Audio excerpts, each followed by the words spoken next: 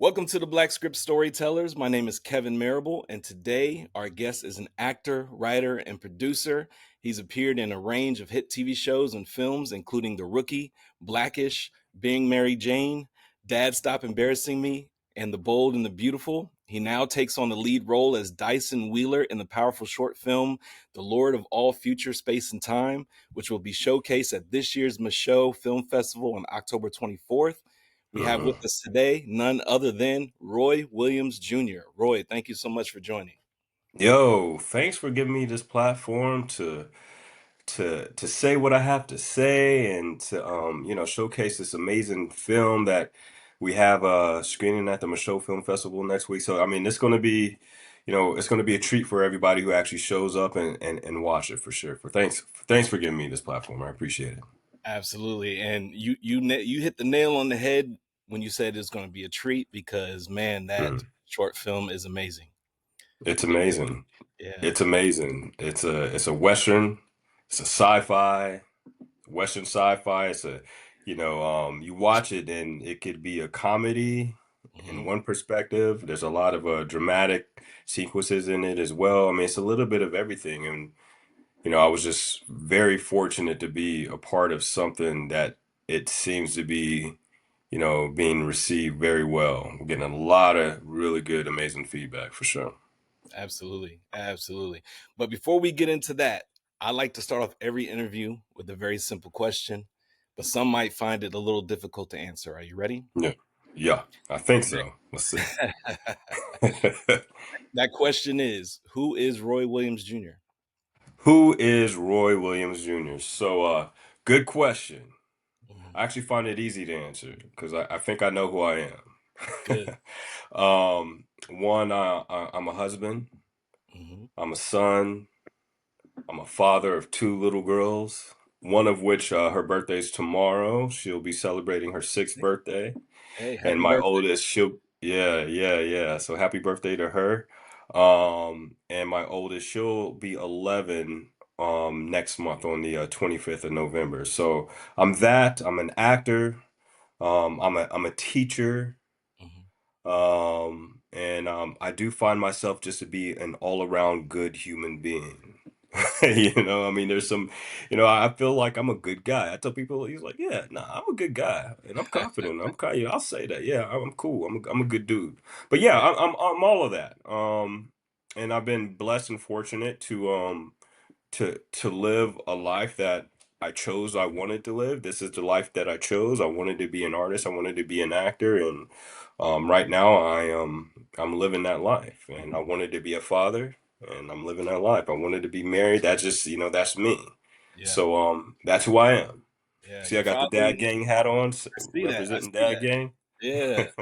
Shout out to all the black dads out there for sure. Yeah, for sure. Yeah. I see that you are following your path in your career Mhm. as an Yeah. actor. Um, at what point did you know that you wanted to get into acting and what influenced you? Ooh, I like this because I get this a lot. Mm.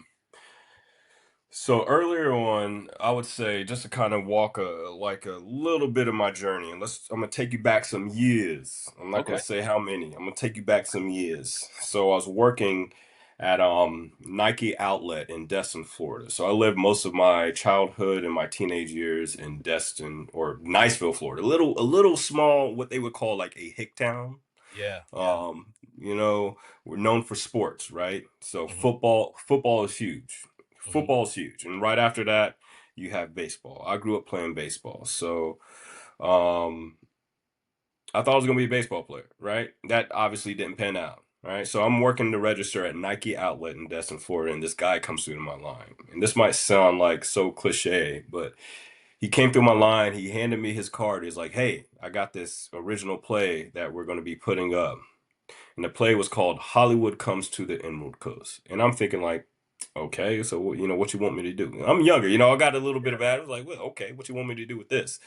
He's like, I want you to come read. I want you to audition. I want you to do a monologue. I didn't know what a monologue was. Like acting, like the arts, it was not big where I'm from. That was like, Right. I was not even thinking about trying to be an actor. I always, I looked up to actors. There's certain actors I looked up to, and we'll get to that. Mhm. But He gave me his card. I'm like, all right, whatever. Do a monologue. I'm like, I didn't know what a monologue was at the time. Right. I was like, well, monologue, what's a monologue? I didn't say that to him. I ended up finding out soon what a monologue was because I ended up wanting to do the read. So the audition that I ended up doing, I ended up preparing and you might know this, the King Kong ain't got shit on me, that Yeah, of Denzel from course. Yeah. Training Day. I mean, that to me, that when I thought of like performances, that was like the go-to. I was like, yeah, I'm gonna do that. You know what I mean? I'm gonna go in there. So I decided, hey, you know what? I'm gonna do it. I'm gonna try it, but I didn't tell nobody what I was doing. None of my friends knew anything because I didn't think it was cool. I was just like, I just want to try it out. If I'm not good at it, then Right. nobody knows. I Yeah. tried, So right? you took a chance. I took a chance, took a leap. So I went into the read and I did the monologue, and then he had me do like an improv scene afterwards, and I booked the role. I was like, dang. I was like, all right, cool. But that wasn't enough. I was like, all Right. right, so did some rehearsals, ended up going to obviously the play. Again, the play was called Hollywood Comes to the Emerald Coast, right? So I'm on stage. So this is the moment. I'm on stage, and Hmm. the actress, she was singing to me. She was like, I'm facing out. I'm cheating out towards the crowd, and she's in the back of me, and she's singing to me. And this actress, her name, and you might know her. Her name is Demetria McKinney. So she's done a lot of like work for Tyler Perry. She's on a series of Tyler Perry like a while back. So she's done a lot of work. She Hmm. she ended up blowing up. It's crazy, but she's singing to me, and I remember like I had this feeling come over me of like, yo, I don't know what this is. It's like, but I kind of like how I feel right now. You know what I Yeah. mean? I was like, this is crazy. You have the people out in the audience, and I was on stage. Yes, I was nervous, but there was this thing of like, yo, this is home.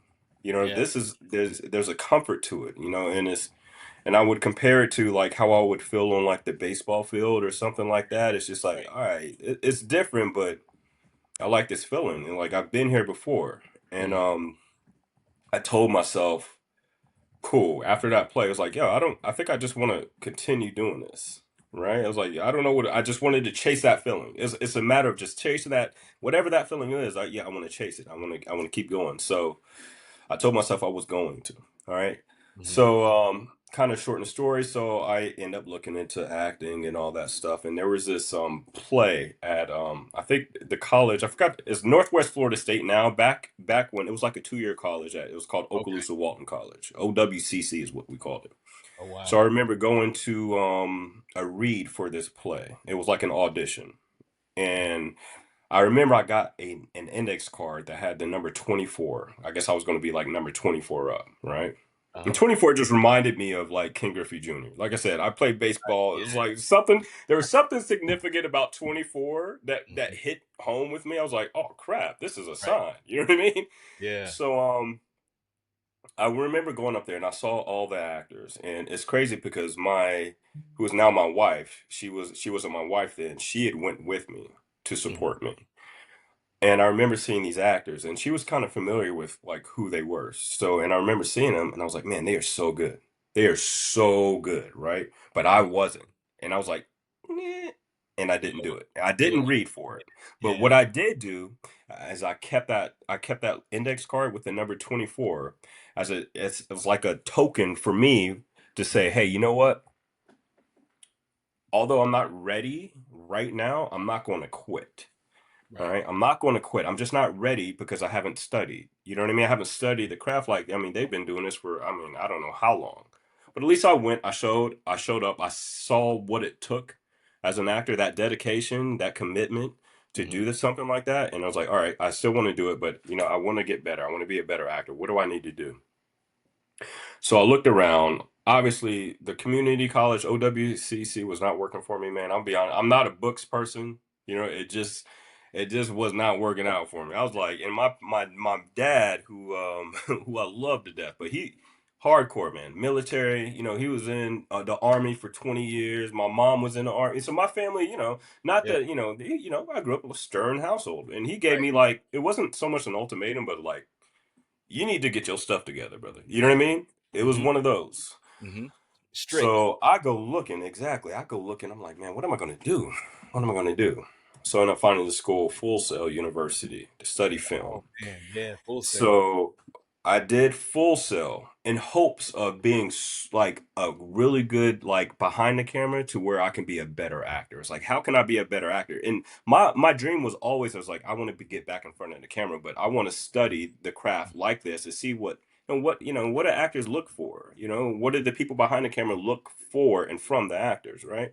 I Right. felt that was important. So I went to Full Sail and I did well. You know what I mean? It wasn't like the basic, curriculum. I didn't have to worry about a whole bunch of weird math stuff. It's like, because none of that clicked with me.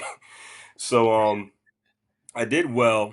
I was like finished like towards the top of my class. And then right after that is, I just started getting representation. I started going out. I graduated. I was like, yo, I want to be an actor. So I booked, in Florida, I booked a ton of like commercials, print work, some smaller indie projects and stuff like that. But Mhm. unfortunately, especially in Central Florida, you hit like a ceiling for that type of like for especially for me because I wanted to do more like film and TV. And I'm gonna tell you how hard it was back then. It wasn't a lot. I mean, Southeast is bigger now, obviously than it was like years ago. But Mhm. I mean, I would travel 7 hours, 6.5, 7 hours from Orlando to Atlanta for a read, for a read. Wow. That's the dedication. I was gonna And I say got a good friend. that shows the determination and It shows your determination. I got a good friend yeah. who Chris. We Mhm. traveled together. And Wow. back in the day, this is when Tyler Perry, his casting director was Alpha Tyler. I don't know if the Alpha used to be head of casting back. So I used to go see her for, some of the Tyler Perry stuff. So we'd drive and, we'd set up shop and drive back literally the same day. Go in for a read for like a minute and be gone. It's Yeah. crazy. Mhm. And that was, it was kind of the norm. But I did that, but I knew I wanted more, right? I was like, man, I don't know if this is working out. I know the Southeast is, I didn't know it was going to become how it is now, obviously. Mhm. But, if you want to continue your career in something like this, in film and TV especially, although stage was amazing, I ended up studying acting. I studied a lot in Florida and Orlando too, Truthful Acting Studios, had a lot of coaches and well, but I was like, I Wow. need to find some representation. My goal was like, I need to get out in LA somehow, some way. Right. To make a Right. long story short, I had a friend who used to do soap operas in LA. He moved back to Orlando. Mm. And I was just talking to him about just the whole acting game. He's like, look, I'm gonna give you this contact. And this is my old manager. It's up to you if you want to contact him. And, if something happens out of it, something happens. You have representation out in LA. I'm like, what am I, I'm so hungry. He was like, I ain't got nothing to lose. Oh, what are you gonna say? No? I was like, all right, I'll just move on. All right. Right. I end up contacting him, and this is what he tells me. He's like, and his name is Glenn. Good guy, because I'm not with him anymore, but he gave me my first opportunity. All right. Mhm. So this is what he tells me. He's like, look, Roy, he's like, I like you. I like your stuff. I think you have what it takes, but Mhm. I'm only going to sign you today if you promise me that you can be out in LA a year from now. So I'm going to give you a year. All right. After a year, you're no longer going to be on my roster. I'm like, and the only thing I said was, yeah. I said, yeah. Didn't know how I was going to get out here. You know what I Right. mean? I had no clue of like, all right. My thing was like, whatever. It's got to work. It's got to work. Mhm. I didn't know how it was going to work. So, and that was in October of 2012. Man. A year later, almost to the date, pretty much to the date, I am out here in LA living. Why? Because my wife ended up getting a job out here. Wow. Yeah. Crazy how things fall into place. So, I mean, I get out here, obviously, and things just start to fall in place for me. Start booking some. Obviously, you start off small. I'm kind of starting from the bottom, but I Mhm. had representation. So I was actually getting, I was getting auditions. I was getting reads. I was meeting casting directors, producers. Whereas, some people, they come out here and they don't have any of that. I was just fortunate enough Right. to actually have a little bit of a relationship because I've been reading, Mhm. in Florida, and now that I'm out here. So it was cool. I kind of hit the ground running. You got your ups and downs, but that's kind of the start, and the rest was history. And it goes on from, I was still doing some projects back in the Southeast. I went back to do Being Mary Jane in Atlanta. I went back to Savannah to do a show called The Act on Hulu with Patricia Arquette. But, Uh-huh. and then I started getting a lot of my LA work, and that started to roll around, and here we are. Man. Yeah, no, that's an amazing story for one. For two, it's interesting to hear how everybody kind of works their way into the business, and Right.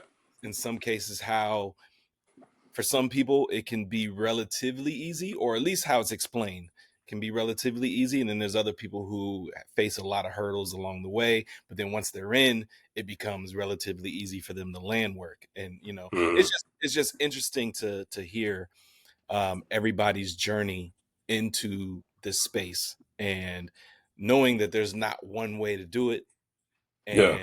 and how everybody lands on their feet is it's just an amazing story to me. Yeah. Especially not necessarily knowing how you're going to make it all happen, but Yeah.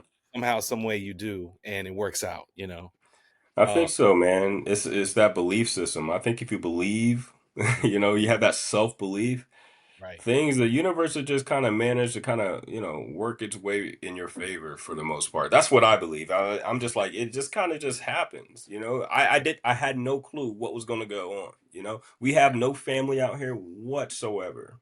Yeah. And I've had friends, they move cross country, they come out and they try it and they're back over and, wherever they come from, wherever they're originally from, like Yeah. within months or a year, because it's not an easy gig, Right. especially, in LA, you know what I mean? So, Yeah, I keep hearing that it's not for everyone. It's LA is definitely a hard place to kind of sustain or maintain your mhm. lifestyle. um but speaking to the dedication and the determination and the willingness to go to audition after audition and hear the no's constantly until you get to the yes, Yeah, it speaks volumes. And once you've done it enough times, then it's just a process until you get to the next job or the next gig. right. You book your next role. um yeah, no, that's fascinating, man. For sure, for sure. Yeah. Now, how let me ask you this. How old were you when all of this happened? Because I know you said it was around 2012, 2013. um some people don't necessarily like to age themselves, but it's also interesting to Yeah. how young you were when Yeah. all of this took place, because that could also be I was scary. in my 20s. I got started late. I'm a late bloomer. Oh no, I'm a that's late considered bloomer. late. Yeah, and that's why I've always felt the need to want to catch up, especially with studying the craft and looking at stuff and just watching, being a people watcher and watching movies. And because again, growing up, it was for me, it was baseball. I'm traveling baseball. I didn't have the opportunity, or I had opportunities, but I wasn't sitting at home watching movies, studying actors, and I didn't do theater because I'm gonna be honest, I just didn't think it was cool. It wasn't a thing to do. You know what I mean? But Yeah. it's so crazy. Like I said, I work for City Hearts. It's a nonprofit organization, and we go into like underserved areas and communities and schools, and we give them like holistic arts, Wow. and I teach acting there, and I go and I look at these high schoolers and I'm like, man, it's like who are like these thespians and these actors. And it's crazy because I'm like, dude, I just remember back when I was in high school, I was just trying to be like everyone else. But you look at these actors in they're just themselves. They're Yeah. so comfortable in their own skin. I'm like, man, and I'm like, I say this now because obviously I'm so mature. I'm like, man, I wish I was more like y'all. Hmm. I really do, because I'm like, man, I'm missing out. I was missing out on myself. Right. Having It was like that no fear that mindset. no fear, and to come up on stage or in class and be vulnerable and not Right. care and just do the work. I Right. couldn't have never I wasn't in position to do that in high school because it wouldn't, Yeah. it just wasn't going to happen at all. I think times have changed where, like, the youth today they're more understanding, they empathize more, Yeah. they show their emotions, they're more vulnerable. Whereas when we were growing up, a lot of that was, shame, or like you would get clowned, Yeah. you know, if you Yeah. showed this Yeah. side of yourself. But today it's widely accepted and it's understood. Hmm. They're definitely in a better space to be able to showcase and portray that, without a care. Yeah. and make it Yeah. work. Yeah, Yeah. Definitely. for sure. Now, throughout your career, can you share a pivotal moment where you might have had like an early setback or a no that taught you something essential about your persistence in the craft? Yeah, quite a few. So, I'll start with probably my worst audition experience that I've had. So, and it was obviously a no. But I read for this role on a film called Southpaw that had like Jake Gyllenhaal in it, and it was a boxing movie. Oh yeah, I Eh, remember that. Yeah. Yeah, yeah. So it's crazy because I read for it. It was supposed to be like a major supporting, but he's like I watched the film and it's like I don't know what they did with the role. But anyways, I went in, I went in thinking I was just prepared, right? Mm, I'm like, yeah, I got this. You know what I mean? I try to, and so I go in, and Betty May Casting, which is a wonderful casting office, they're casting this film, and I love them. I love them. yeah. So I go in and the casting assistant has like a camcorder. All right, it's like a handheld camcorder because I'm going to be moving in this audition. Right, I'm going to be moving and pretending like I'm shadow boxing, and they're just going to be following me, and I'm saying my lines, yada yada yada. So I go in there, and I'm thinking I have it, but as soon as I walk in, gone. Everything is gone. It's like I can barely even think of my name. All right. Yeah, It's yeah. like just crazy nerves, anxiety. I'm like, dude, and I'm just like, oh crap, I can't just like, you know what I mean? Like, what the heck do I do, right? And I Right. remember I have my sides in my back pocket, and I got him, and I looked at him, and then I put him back, and then I still went blank. I still couldn't remember, right? So I'm just like, and then we start the scene, and nothing. It was Mm, nothing. And you know what? So generous. They're so generous. She's like, all right, they were working with me. It was like, all right, I'll give you some time if you want to look over them. But my ego is like, no, I'm good. I'm good. It was uh-huh. not good. Another take, Oh, gone. man. Yeah. All right. So she gave me another take, and I was like, yo, I'll have the sides with me, and I'll just kind of work it with the sides. So I ended up doing a scene like that. But obviously, that's a note for preparation. You can never be too prepared. Mm, You can never be too prepared. Over prepare. Obviously, I was not prepared enough. But right. anyways, I remember going outside, walking to my car, knowing that obviously I wanted this, and I hate to want something so bad Mhm, because I just know how the business is because you'll just get rejected, right? mhm. But for some reason, I just wanted this, but I just broke down. I broke down. And I knew it was a no. They didn't even have to tell me it was a no, but it's just like, but there's a point after, as I'm driving and I'm crying, I'm like, yo, I'm not, it's like, I've come too far just to be like, I can't do this. It's just one audition. You know what I mean? It was, and they brought me in before. Matter of fact, I just read for that. I mean, it's been a while, but I just read for them not too long ago. But, Wow. um, it's one of those things of like, I cannot let this rejection, like this define me. Right. And I saw somebody had a quote. I forgot who posted it, but an actor was saying, "Don't allow something or someone to have that much power over you in like a casting office or in tape or whatever or in the scene." Right. And that kind of that stuck with me of like, yeah, that's true. I was like I was so nervous and I had so much anxiety. I was like I allowed someone to have that much more power over me. This is just, even if it's just one rejection, it was like I'm gonna have many, Yeah. so I just need to keep going. And once you realize, like, and sometimes it's just so important to stop and smell the roses and be like, I've booked some stuff, I'm grateful for, the opportunity, one, because a lot of people just don't have the opportunity to read for an audition. Right. And it's just practice. And, I'm not going to be perfect. You can never really be perfect, but just Mhm. go in and work. So that was like a thing of like, all right, just dust my shoulders off. And that one crushed me. I don't know why that one hurt me the most out of all my reads, but that one just ate me up. But I've learned a lot from that one. And I've told that story before because it just sticks out for whatever reason. I felt like it kind of helped shape me who I am. And it gave me thicker skin, and I Mhm. know how to come into like if we have the in-persons, I know how to come into the room with a lot more confidence because it's just so necessary for this business. You know what I mean? Yeah. And sometimes, even if you it doesn't work out for you, or you freeze, or whatever the instance is, you need those moments within your career, and and within your journey, because those are going to be defining moments for you that'll Right. push you further and move you further, and for you to Hmm.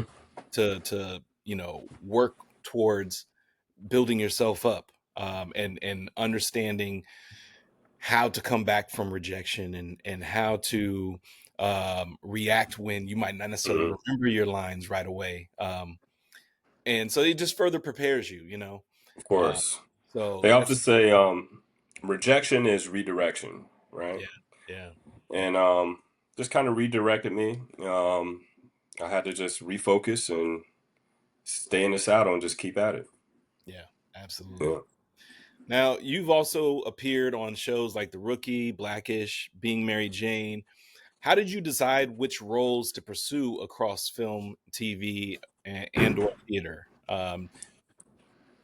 Um, for me, it comes down to obviously likeness. I gotta like the role. Mhm, Morals does play a role in deciding what roles that I tackle.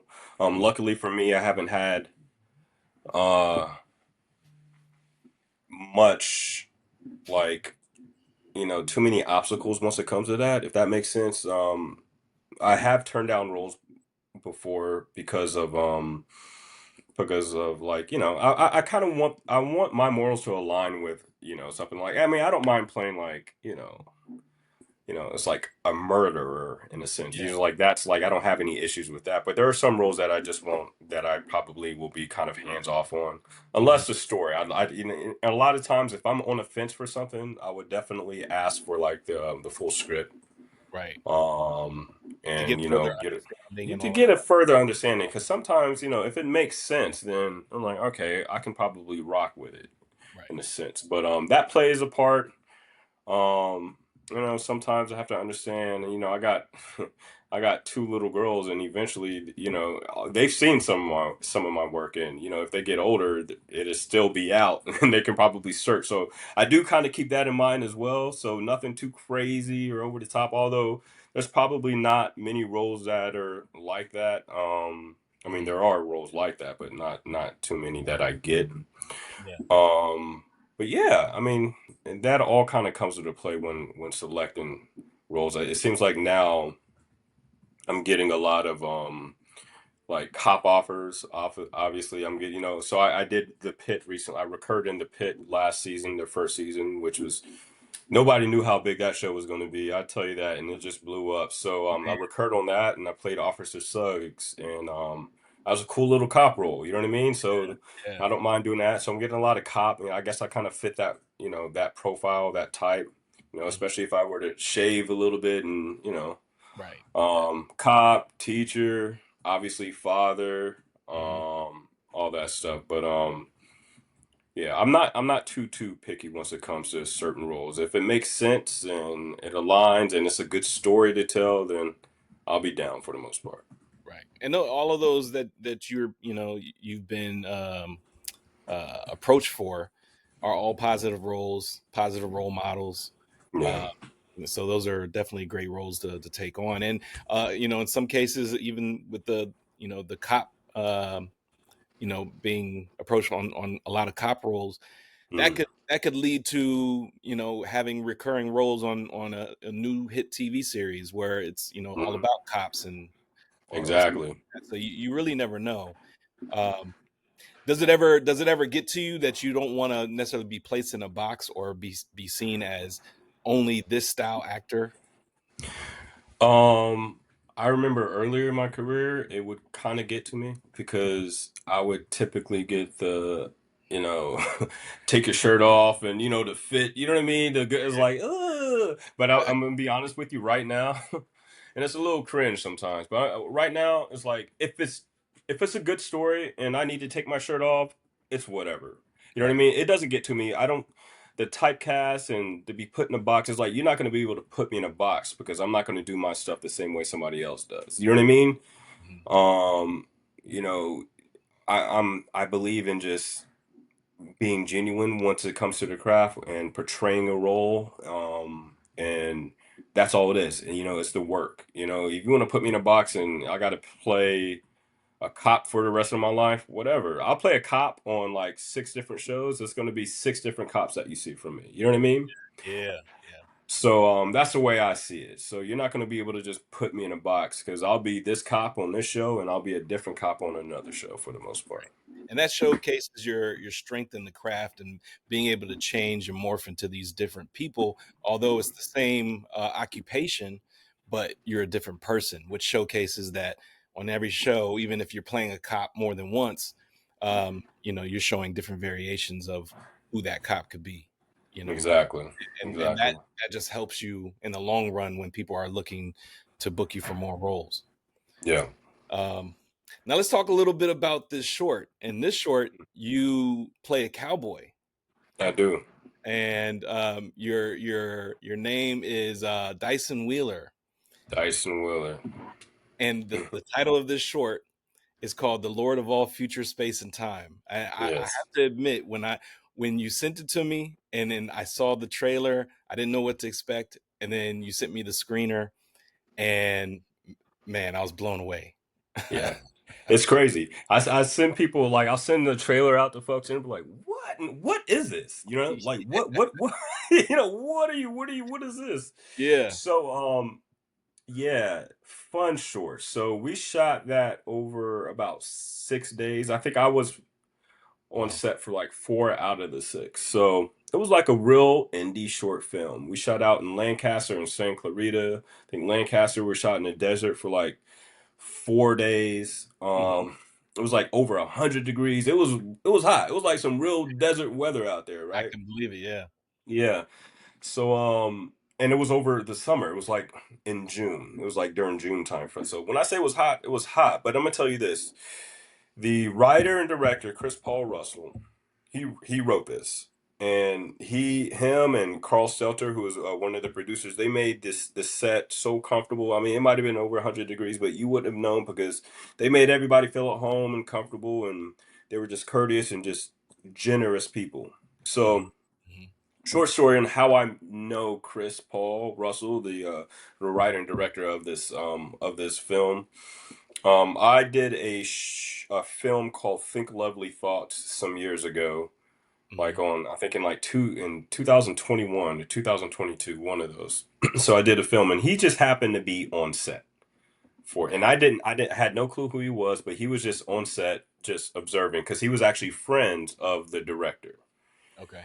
So he's watching, and this film, Think Lovely Thoughts, is based on it's like mental health. So I'm struggling with my mental health, and I got a family, and but it's a happy ending. So, but it's a really good film, though, really good film. I'm actually proud of my work in that one. Mhm. So he's on set. So apparently, he's already kind of had this idea of this film in mind, The Lord of All Future Space and Time, and he was interested in me reading the role. So Carl Stelter, it's weird how just things kind of just happen, right? Carl Stelter was one of the producers on Think Lovely Thoughts, I Mhm. believe. Mhm. And Carl Stelter gave Chris my contact, and that's how we kind of meshed. He was like, "Roy, I got this film. Here's the script. I'd love for you to read for it." And I read the script. I mean, you seen it. I read it. It's crazy. Yeah. And I'm like, what you trying to do in a short film? Like, how's, and I'm thinking, I read it, I was like, yo, this is amazing, but I don't know how are y'all gonna pull this off? You got the budget to pull this off? Like, honestly, I didn't see the vision. Mhm. But I spoke to him, and I'm like, he sounded very confident in what the heck he knew something I didn't know. Right. And I end up looking up some of his old work, and I'm like, okay, this guy really knows what he's doing and he believes in what he's doing. I'm like, I'm gonna take a shot. I'm gonna go ahead and read. I read for the role, end up booking the lead, Yeah.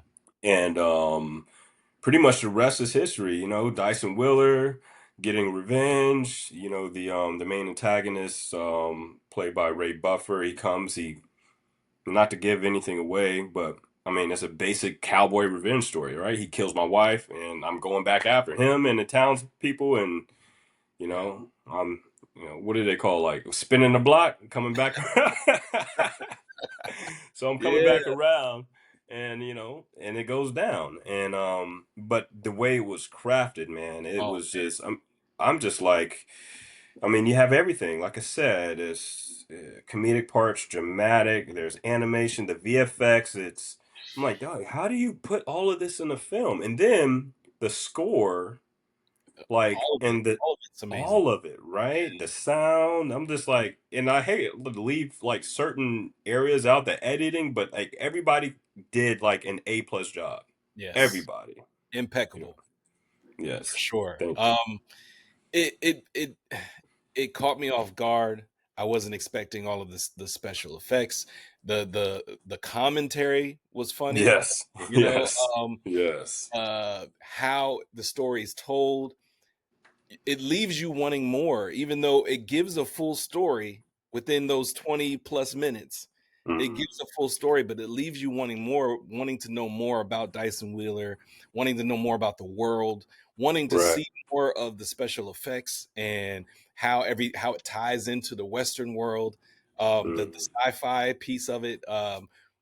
Where did certain things come from that just popped up out of nowhere? Yeah.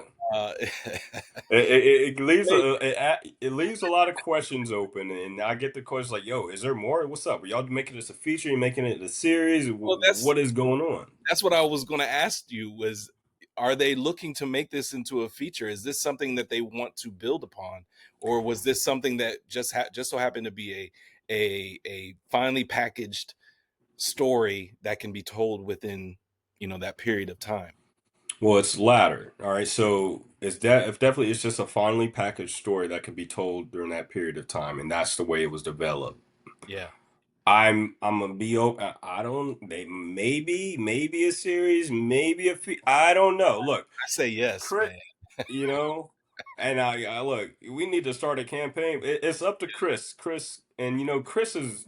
I'll be honest with you. I know he's getting a lot of things because we've been on a festival. We actually just kind of started our festival run, right? So we premiered at Tribeca in June. Right. Yeah. And obviously, Tribeca is huge. That's one of the most prestigious film festivals in the world, right? So once we got into that, I'm like, oh, I was like, Yes. oh my gosh, this is great. Tribeca, yeah, I'm definitely going to that, right? So Tribeca, and then we got accepted into LA Shorts, and we got accepted into Holly Shorts, but they're Wow. like competing festivals. I don't even know if I'm allowed to say this. It don't matter. But so we had to screen at one or the other. So we screened at LA Shorts. Okay. So we screened there, and I mean, I think we're in like 11 or so. Last time I counted, I think we've been selected in about 11 festivals since June. Okay. Um, When did this and initially come out? So Tribeca was the premiere. was a world premiere. Wow. Tribeca Okay. was the world premiere, yeah, and our LA premiere was LA Shorts. Mhm. So that, and we won some awards. So I know we just won best short at the at Nuga Film Festival in Chattanooga. We just won best sci-fi at the Pittsburgh Movement Festival. Wow. We won some. We got some other stuff down the pipe. I think we got some announcements probably to make soon, but it's been doing well, man. And obviously, Michaud, they showed us some love. Got a nomination for outstanding performance for the VFX and best sci-fi. So Wow. just grateful. I mean, and, I'll be honest with you, dude. I've had this is my fourth film at Michaud. This is my Oh, wow. fourth film. I've had three others. There. Think Lovely Thoughts was there. I had a film, Take My Heart, that was like an Emmy nominated film. Wow. So Take My Heart, and there's one other. Oh, Legacy, a film called Legacy that it's screened on all black for a little bit, but I think they took it down. But Okay. yeah, and this is my fourth film, so they've showed me nothing but love over the years, man. So like I'm gonna be out there next week and supporting some other films and of course support my own. Dope, man. Dope. Yeah. Shout out to Michaud. They've definitely been doing their thing. They're definitely growing as a Yeah, brand and as a film festival. Um, I definitely want to make it out there one year. I had hopes that I would make it this year, but it's not in the cards for me this year. But maybe yeah. next year. But yeah, that's really dope. I'm pretty sure you're gonna get an amazing reaction when people see this. th- I'm sure the reaction is gonna be amazing because Yeah. it was like my jaw was. It's rare that that happens, and I did not know what Yeah. to expect when I turned it on. I was like, yo, I have never seen anything quite like this before. Yeah, and that's the reaction we get. People are just like, "What?" And they look around because everything's so well put together, and Yeah, the yeah, sound is just like, it's and you see like the first scene of like the bag coming out, and there's this explosion, and right. and then of course you can't the narration behind everything that kind of just It ties everything together, and it tells it the does. story in such a it's linear, but at the same time, it's not linear. Yeah, It kind of bounces around a little bit. And then yeah, another thing that I loved is even within the artwork. You mentioned the bag. You see the bag as parts of I don't know if it was during the end credits or what, but you see it within the animation and like how they yeah, tie yeah, everything in, and it just was put together perfectly, professionally polished. yeah, I don't think I've seen a short film at this magnitude, this quality, yeah. uh, and you guys are just getting started in your film festival run. Yeah, I know, it's crazy. Did you catch? I thought you reached out to me like towards the tail end. This is the beginning. No, we just started pretty much. Wow. We just started. We just happened. I mean, I'm so glad that we're getting such amazing feedback. And the Yeah, thing is, it's like I already knew. I was like, once we finished the project, I was like, oh crap, this is gonna be good. This is gonna be good. yeah, And I was telling my friends, and they're like, when is it dropping? I was like, bro, like post production. No, it was like they're doing animation, they're doing this, they're doing that, and we did mhm, some pickup shots, and everything just kind of, it came together. And yeah. you know, I've been trying to push it. I'm like, man, if they can just, if like you know what I mean, and your platform, if somebody can just see it, I just want it's like, yo, trust me when I say all you got to do is watch it, and just see the vision and be like, yo, this is dope.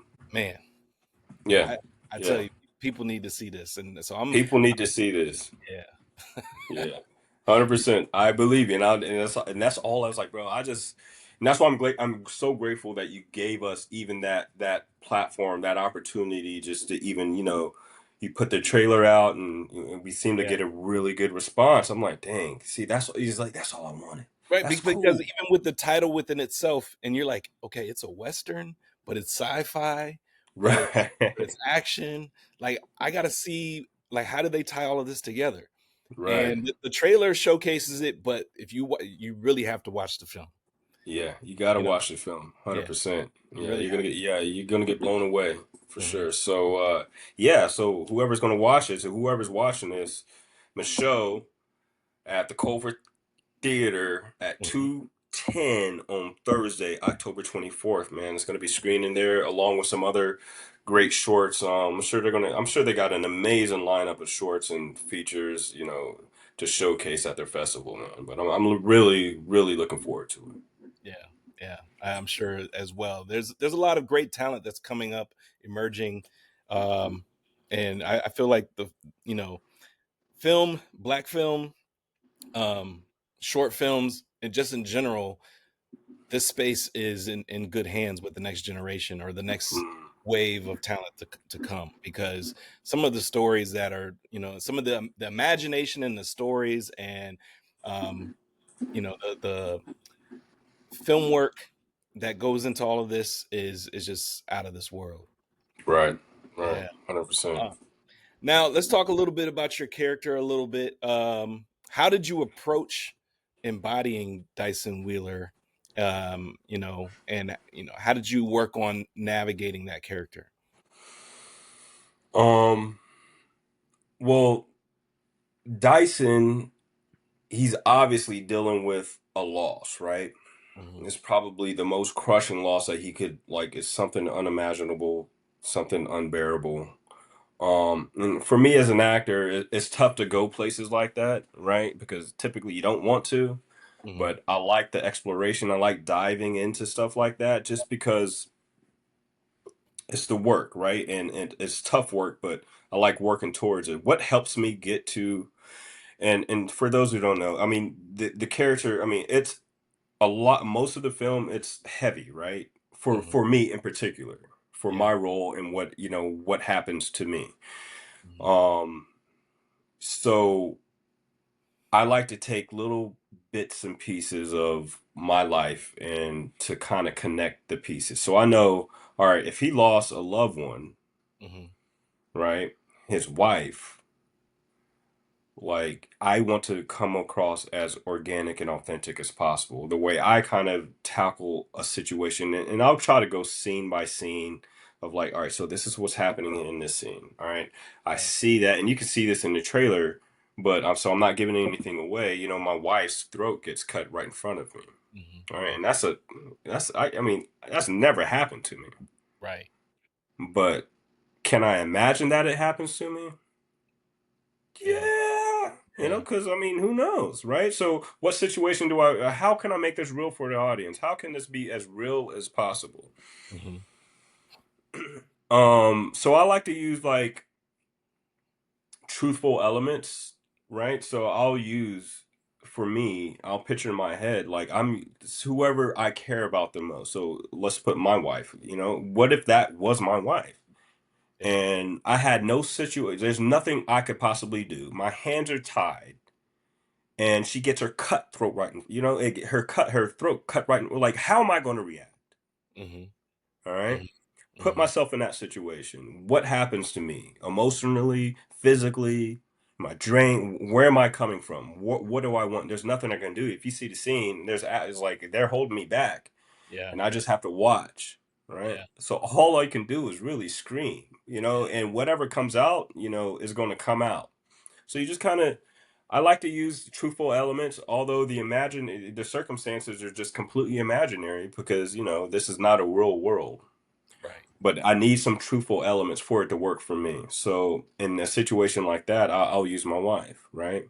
Mhm. And I have a wife, so it's easy for me to connect like that. Yeah. There's also parts in there where we're getting married, right? There's a like a little clip of us getting me um us getting married, right? Yeah. And Yeah. I've been married before, so I know that feeling. I was Mhm. nervous.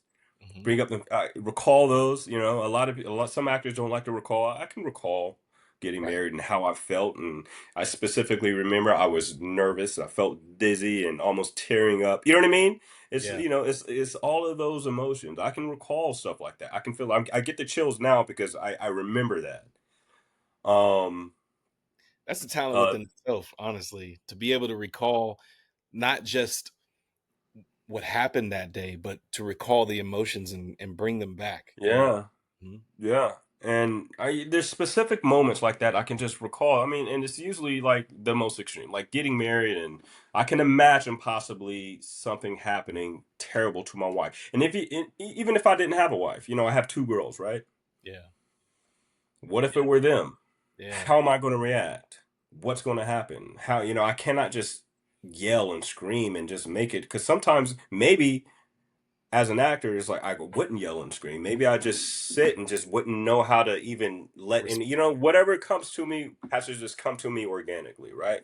Right. And for that scene in particular, for the when she's getting her throat slit, is like that. That's just what happened. That's just how it came across, and we had to keep that take. And that was crazy. That was the very first scene that we shot in the whole film. Wow. Yeah, that was the very first scene. I was like, "Dang, y'all trying to get this out Right. right off the bat, bro. That's crazy." Yeah, that is crazy. And I Yeah. hear that a lot where they, on films and certain shows, they'll go with filming the hardest parts first, and then Mhm. backtrack, and Yeah. they don't always you don't always film in chronological order. Yeah. Mhm. Not at all. Yeah. So yeah, that was the very first scene. That was hard. There was another scene, obviously, that was kind of heavy, Mhm. um, where I'm, officially laying my wife to rest on Yeah. my terms, Right. and that was a hard scene. And it was like no dialogue, but it was so Yeah. emotionally charged and you can just feel it. And I feel like some of the best acting is when you can watch somebody and they Mhm. don't say a word, you can just look at them and you feel it. You know what I Yeah. mean? Yeah, no words are said, but No you words. you can read the room just off the Right. emotion of your face and Right. what you're going through, and you could just imagine it for yourself. Like I feel what you're feeling, you know. Hmm. So yeah, you put yourself in the character's shoes, and then you start to understand what they're going through. You start to understand, exactly. You start to understand what they're going through. Hmm. And if it's real for you, it's going to be real for others because, especially in a situation like this, everybody has dealt with like a loss, right? A loss of a family member or a friend or a dog, it doesn't matter. And it hurt. Yeah. So, a lot of audiences, if you can portray it real enough and authentic enough for the audience, they'll get it and they'll feel it as well. So, yeah, man. That's kind of how I take little bits and pieces. I use other things, other methods too that on my sets. I love music is a big thing for me. I'll have a playlist for characters. Okay. Like Dyson Wilson has like he has a playlist and a So music to get me. I was gonna say, what does that playlist sound like? What music are You you know going? what? That's funny. You know, I think I still have it. I got it. I might be able to let me Yeah, I no do. I worries. know, a matter of fact, I know I still have it. And I'll show you my Dyson Willer playlist. Hmm. It's called Lord. I don't. All right. Can you see that? It You says see it? Yep. Lord. Uh-huh. So this is what I got. So I think the first track is Sam Cooke. Okay. Oh, I got let's Nina go in. Simone. I got Nina Nina Simone. Simone on there.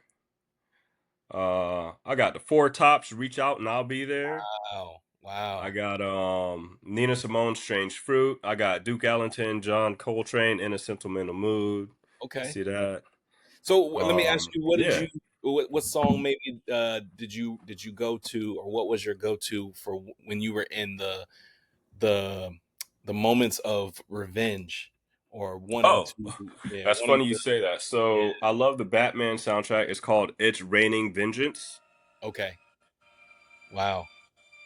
So yeah, there's little things and I'll do that right before I shoot a scene. I'll listen to some music. It kind of gets me in that headspace Yeah. and Mhm. it's it makes it easier for me to connect with certain things. So yeah, I'll typically, especially for the larger roles, I'll always have a playlist in Mhm. mind. Mhm. Um and it might change from scene to scene or beat to beat or whatever, but yeah, it's always something I have playing in the background. And funny thing on Think Lovely Thoughts, they did me so much justice. This is that mental health film because that one was extremely deep. In between Mhm. takes, they would actually play it on like a loudspeaker for me, specifically like my playlist that I had.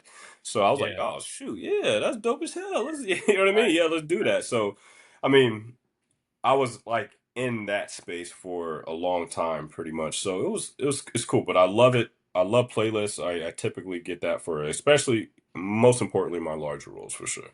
Yeah. No, that's a good tip to have. I don't know if all actors do that, but if you have something that can help you get into character, or help you, get into that mindset, then that, that might help elevate your craft that much more, instead of taking Exactly. several takes to get there. And then once you're finally there, you might be on the fourth, fifth take or whatever. Uh, Right. and then now you're in the zone, whereas the music might bring you into that zone almost immediately. And it kind of helps me understand why certain method actors, stay within their character, because they can't always bring themselves out of it and then come right back into Mhm. it. Mhm. Mhm. Yeah. And the thing is like, I mean, I definitely don't consider myself like a method actor. So Hmm. that's why I have to try to use like every tool that I possibly is like, what can I pull from? Can I pull from a real life experience? Yeah. Can I take a person that I know? Do I know something that, that's happened to? Like, Hmm. whatever. If it's a car wreck, dang, have I been in a car wreck? How did I feel during that car wreck? You know what I Okay. mean? It's like I try to pull from every little thing, everything that I have, my toolbox. Music is like a definite because it gets me feeling a certain way. My wife is saying, like, I cannot, as soon as I get in the car, I do not move that car unless it's on the station or whatever I'm feeling at. It's like I have to have like some type. I got to get. It's like even to drive. If I'm going down the street to pick up my daughter from school, I'm putting on something specific of it has to make sense with how I'm feeling. It's like this is what I want rolling with. I'm going not even a half mile down the road, but it is what it is. You know what I No, mean? I know what you mean, man. For sure, for sure. Yeah. All right, so what's next for you outside of the Lord of all future space and time? What do you have coming next in your future projects or future endeavors? So working. All right. So City Hearts, obviously, I don't think I'm gonna quit the teaching thing. I love doing that. I love doing Nice. that. I love teaching the kids and giving back. I do have a project coming out next May called I think it's still called Jupiter Jones, and have like a major recurring in that. I'm in like 6 or 7 out of the 8 episodes. Wow. Um and I forget which platform. I think they are pushing towards All Black and AMC Plus Okay. for that next May. So that's the last I heard. They have pushed it back. So I wouldn't, there's a possibility of it being pushed back again. Hmm. So that's what I'm kind of looking forward to. I do play a different person in that. And when I Okay. say different, like he's and I mentioned this a little earlier, is like he's a murderer, right? He murdered some he did some terrible things, man. He broke it, I don't want to give this he's a bad dude. I'm not gonna give anything away, but Mhm. you'll see some of the things that he does throughout the series that's probably gonna make people's like, what's wrong with this dude? But so that's gonna be out. It's supposed to be out in May of next year at some time during that month. Okay. Have that. Um and that's what I have coming up right now. Right now it's just a lot of, I'm still, auditioning and trying to find the next really good thing. I think for me, just finding work and being consistent, that's the main focus right now. Yeah. Well, it's good that you also have some free time, so that way you're able to attend some of these festivals and Yes. get that full experience of Right. this film. Because and me personally, I do feel like it's larger than what it is right now as a short film. It can definitely expand into something much bigger for you, and I'm actually glad that you were able to land the lead role, because if this does turn into something much larger, it's going to put you in the forefront that much more, and No. that'll be dope, man, for real. Yeah, man. It'll be great to see from the beginning, or I wouldn't say the beginning, but the early stages of this project to where it could go. Yeah. In No. 100%, man. I think I would say the sky's the limit, but we got the moon and the stars beyond the sky. But for this film, it's definitely like you know endless, yeah. limitless. So it can go wherever, and I think it has the possibility of doing really well things, and it left it open to possibly be a feature or possibly be a series because people want to know what happens to some of these characters, some of these roles. What is Dyson Willer? Is he gonna continue to be a say? You know what I mean? Is he like what's going on, right? Yeah. So yeah, dude, like nothing but love for Chris Paul Russell, the writer and director, for giving me this opportunity to portray Hmm. a Dyson Willer, because if you look at it, I mean, technically it could be anybody. It could be a white, I mean, we're so used to seeing white cowboys, you know what I mean? I love the fact that it's not, and it didn't Yeah. even have to be black. It's just that we get a different perspective or a different point of view that's told from a different walk of life that we don't Hmm. always get to see on screen. So I love Exactly. that about this. Hmm. Yeah. Yeah. So yeah, so they gave they saw the vision, they gave me the opportunity, and I think the entire cast delivered, and you know, a pre-production team, post-production team, is it all kind of worked out, man. It really did. Dope, dope, dope. Well, Roy, I like to give my guests the final word, whether that be a piece of advice that was passed down to you, a quote that you like to live by, or words of encouragement. You could say one of the three, or you could say all three. It's up to you. I'm gonna leave with one quote because this kind of is with me right now, and we kind of briefly spoke about it earlier. Um, and I kind of want to give some context as to like why I'm saying this quote because, like I said earlier in my life, I just wanted to fit in, right? I just wanted to be accepted and be like everyone else. And I thought, doing this was, it was a cool thing to do because I'd be looked at like, like I'm a cool dude, right? Mhm. Although it's cool to be cool, right? It's, there's nothing wrong with that. Yeah. But I say that to say this is like the quote is, it's okay just to be your authentic self, Mhm. to be yourself. I think that takes people a lot further in life if you're just so comfortable in your skin and know that you're going to be okay, Mhm. right? Mhm. Yourself is enough. You don't have to try to be anyone else. There's what, 7, 8 billion people in the world. There's That's only one you, right. Mhm. you know? And that's going to take you to higher places in Absolutely. life. Yeah. Yeah. Mhm. Yeah. Yeah, I love that, man. Yeah, be yourself, be your authentic self. Um, you know, no true words are ever said, man. You definitely Yeah. got to live in your truth, be your truth, and Live in just your truth, be your truth. Yes. be you. Yes. Yeah. So I truly appreciate that, man. I appreciate you joining this platform, giving us your time, your insight, the insight to your journey and your career. Um, Thank you for allowing me to check out the short film. I know you're going to have an amazing time at Michaud, and I really hope that it gets all of the acclaim that it deserves and that you deserve for your performance, and also Chris for for putting this all together. Just kudos to all of you guys, man. This was definitely an amazing project, and I'm grateful that we were able to connect. Thank you, Chris Green, also. And Yeah. Hey, yo, for real. Shout out to Chris Green for yeah, making this connection, man. Because I mean, I honestly think this is a connection. I mean, we'll be doing this. We'll be in contact for a long time, for sure. For sure. absolutely, Yeah. absolutely. Yeah, this is just the beginning. You family now.